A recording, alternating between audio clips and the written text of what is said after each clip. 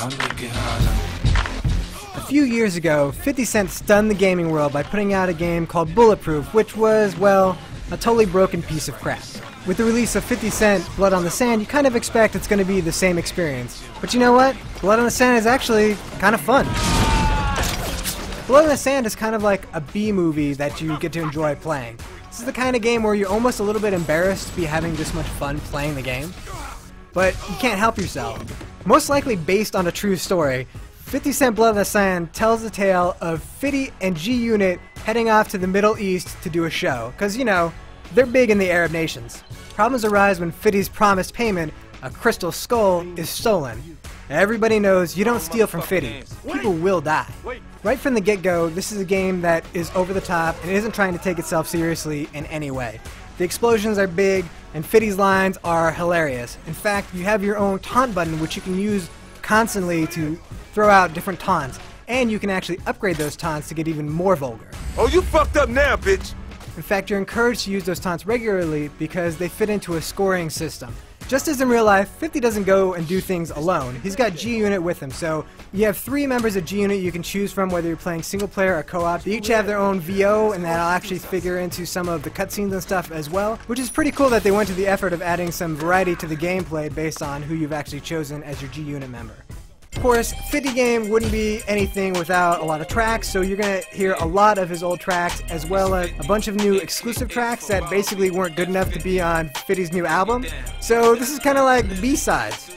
Blood on the Sand is presented as a cover shooter, like Gears of War. That the idea is that you're supposed to hide behind cover, pop out, shoot guys. So the truth is, you really don't need to do that unless you're playing on the hardest difficulty. You should be running out and just killing guys left and right. With a game like this, the gameplay is going to get repetitive because the AI is not very good, the enemies are very repetitive, even 50's one-liners get old pretty quickly.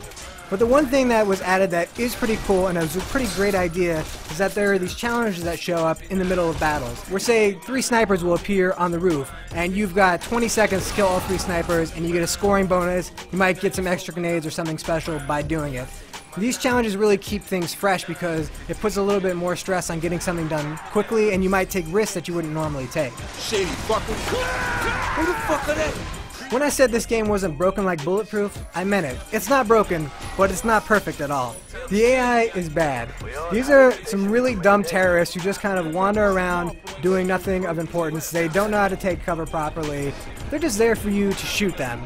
The cover system is also inconsistent. While you can usually take cover behind most objects, there are some objects in the world you would think you could get behind, but you can't take cover and instead you'll just do these rolling somersaults.